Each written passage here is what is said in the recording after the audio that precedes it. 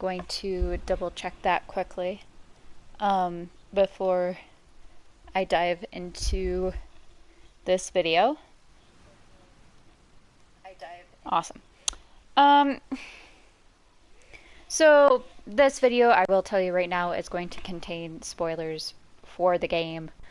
I will let you know before I dive into spoilers and whatever, that we will be playing this game on New Game Plus. Try to get some of the achievements that are associated with New Game Plus, like upgrading weapons and stuff. And now we're going to go into spoiler territory. So I've decided to play this game. One, I want to give it another chance. I played this game when it first came out. I ordered the Ellie edition of the game. It's been almost a year since it's been released. I am of the opinion that gameplay cannot make up for a story, but a story can make up for gameplay. I think a lot of us feel the same way. And for me, just the complete ending of this game, Ellie's choices, I don't find are in line with Ellie's character, which was why I was really pissed off and emotional about it. As everyone here knows, I love the first game. I love The Last of Us. I actually haven't played it since playing The Last of Us Part 2. As people on my channel know, I was going through New Game Plus on Medium, and I just couldn't do it after this game. This game was going to let down people no matter what. It was probably one of the most highly anticipated sequels in the past decade for a game, and Naughty Dog, the developers, were in a tough position here, where it's like, do we just let The Last of Us be a one-game thing with all of the success that's had and not tarnish it? Or do we take the risk of a sequel knowing some people may not like it? And this game has divided a lot of people. You know, there's the camp that 0 stars, this is the worst game ever, and then 10 out of 10 stars, this is the best game ever. I personally would rate it at about a 7.5. I find that the 1 year, not epilogue, but the 1 year after really destroys the game, and Ellie's choice to leave Dina really goes against what I find her core character being. I really don't like playing as Abby. Abby is a murderer. Straight up, if we were to classify it, she committed first-degree murder. It was pre-planned. Yada, yada, yada. I know this game when it originally came out. I remember hearing in an interview something that Neil Druckmann, who is the creative director and the lead on this project, said that he didn't want people to see Ellie and Joel as the good guys or the heroes. I know I've talked about it with my brother. You know, we've talked about this game a shit ton. And we both agreed that even playing the first game, we never saw Ellie and Joel as heroes. Like, I don't understand the people who do. Ellie and Joel are survivors.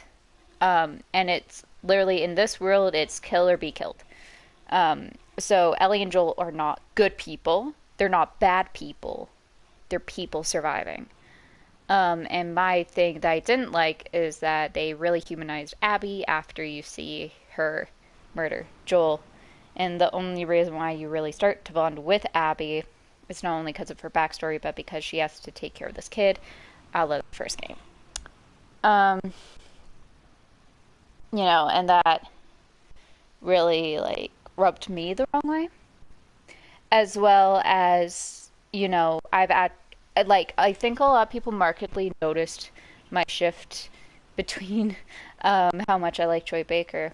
And the reason why I really don't respect him anymore is because on Twitter, I think he flat out, like, told a person who was reviewing the game and said the game isn't actually, like, my opinion is that the game could have been better. He essentially said, fuck you, this game is the best ever. Not exactly in those words, obviously I'm paraphrasing, but he essentially said, like, no, you're wrong, which I lost all my respect for him at that point, and I've lost a lot of respect for Neil Druckmann and Naughty Dog, um, because with this game, they really like if you didn't like the game, they essentially told you to go fuck yourself. You're wrong, um, which like it's just I lost all my respect for them after that, and it really bums me out because as a company, you should realize you shouldn't do that. I think Ashley Johnson, who plays Ellie, like all pretty much all the women. I follow Ashley Johnson the most, so I kind of remember her stance where she didn't really comment on it. You know, she commented that the game was out. She loved making it. You know, it was really emotional, but she didn't comment on what fans thought about it, as far as I'm aware. And she didn't essentially say like, "You're wrong if you didn't like this game. Fuck you." Um, and she's really the only one that I actually now follow pretty much from this game because she definitely was like, you know, staying out of that drama, which I respect. Um, and kind of, I know Dardigan, who does Game Sins, he actually made a really good point with this game where it's like, oh, I wonder, you know, if you're going to humanize and you're going to do the backstory, blah, blah, blah, of Abby, you know, I wonder what that cannibal's backstory was. And he was probably a good guy from the first game. And that's where you really run into that issue here of it's hard to humanize that, you know, like I know they wanted to make a point about, you know, Ellie and Joel aren't good people. And they definitely did make that point. But I find that it was just like not done in the best of ways. I think Tommy, for example, was a way better example of these people are not good people. Like Tommy, overall, people would probably consider him a really good dude. In the end, he loses Maria, if I remember correctly. He essentially is like ostracized because he is so focused on like killing Abby for what she did to Joel. Um, and I think that was a way better example of the cycle of hate than what they did with Ellie, in my personal opinion. And of course, they brought up kind of like the PTSD mental health aspect, but they didn't handle it with any care. And as someone who does have generalized anxiety disorder and depression, it rubbed me the wrong way as well. Because if a simple like shovel falling down would tip Ellie off and spiral her into massive panic attack, she wouldn't have been able to make the journey at the end. But regardless, why I've decided to play this game. It's been a year, almost a year. I'm ready to give it a second shot. I have not touched this since the last time I played it. Also, a lot of stuff was going on in my life at that point in time. I had like pretty much just moved. I had a lot of stuff going on. And, you know, I was just so emotional at that point in my life that, you know, and also I think because of all the hype around the game, like, it was just a bad combo. So I am going to be playing this again with, of course, the caveat that you people who are watching this video know why I'm playing this game again. And knowing that this isn't my favorite game. And that's okay. We can have different opinions on games. I think this game is the perfect example. We can have different opinions on games. With all the awards, I think there were other games like Ghost of Tsushima and so many more games that deserved. Like I've heard Hades from Supergiant Studios, which was very good. I have not played it yet. But essentially, like, I think more games should have won their selective categories versus this game. That's my own opinion, of course.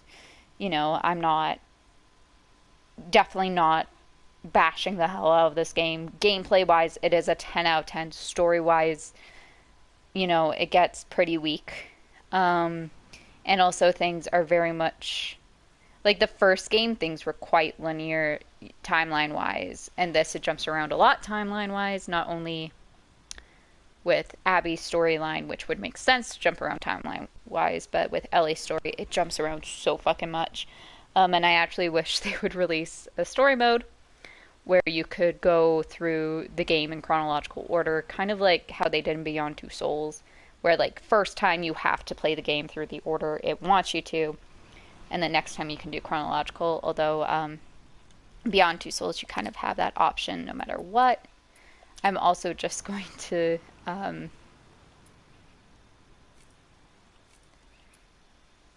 like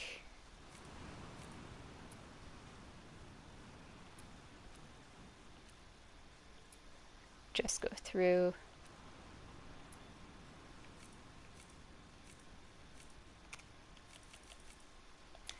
all of these different settings, of course.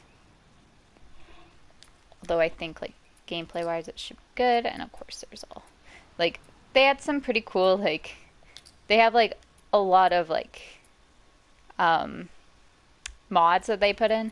They didn't have like any of this before when I played. Like they have touch of death, so player like they are doing some pretty cool fucking shit. And then they have mirror, which I don't fucking get why anyone would want to play mirrored. But they have some pretty cool render modes. Like I'm thinking about, I don't know why anyone would want to play an 8-bit. Like 1960, I can see like being the one. Ooh, that people might like. Oh, cool! You can see like the different modes if you want. That's cool.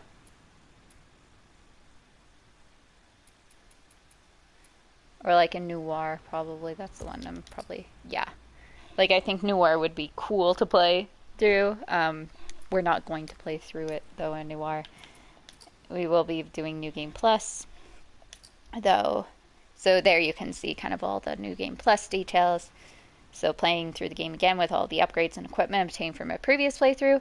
Upgrades and crafting recipes will be available from the start of the game. Weapons will become available upon Ellie's arrival in Seattle. And then we'll do Light Plus, because I played the game on Light. You can do a custom one? Oh, weird. The most challenging listen mode, HUD, and other game elements are altered. Fuck, man. Would not want to play Grounded. But probably Light. As that is what I played originally as. Anyways, so yeah, that's kind of why I wanted to make this video, is just to express, you know, here's how I feel about this. I'm also just gonna fix the fucking display here with brightness. Television does not support HDR, I know. Oh, I have it locked. Oh, there we go. Sorry. Be sure not to lose details by paying attention to the darker areas in shadow, brighter surface, or matte surfaces, midtones, and snow and clouds and brights. I had it at 6 before, so let's see if maybe 5 will be good.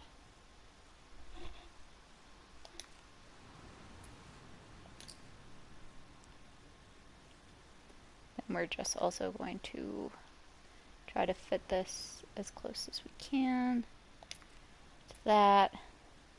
Motion blur, camera, all those are fine.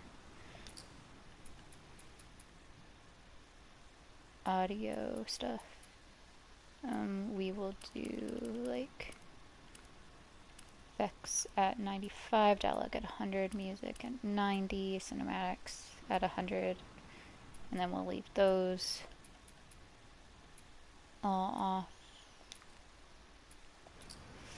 Language is all going to be English. They had fucking translation prompts? Enable when a non-English text appears is selected, or if text-to-speech is enabled. Oh, cool. And then they also, I like how they have accessibility settings, which is pretty cool. Like, that's pretty fucking cool. Anyways, so sorry. That's kind of why I've decided to play this game. You know, I debated about making this a separate video or part of the first part. I decided to make this a separate video. I thought that would be better than making it its own part. Or I thought that would be better making it its own part than part of the first video. So that way we can just jump right in, and if people don't want spoilers on what I think, they can come here. So anyways, thank you guys for watching. I will see you in part 1 of The Last of Us Part 2, which will be sometime later. I don't know if it'll be tonight or not. We'll see. Alright, thanks guys. Bye.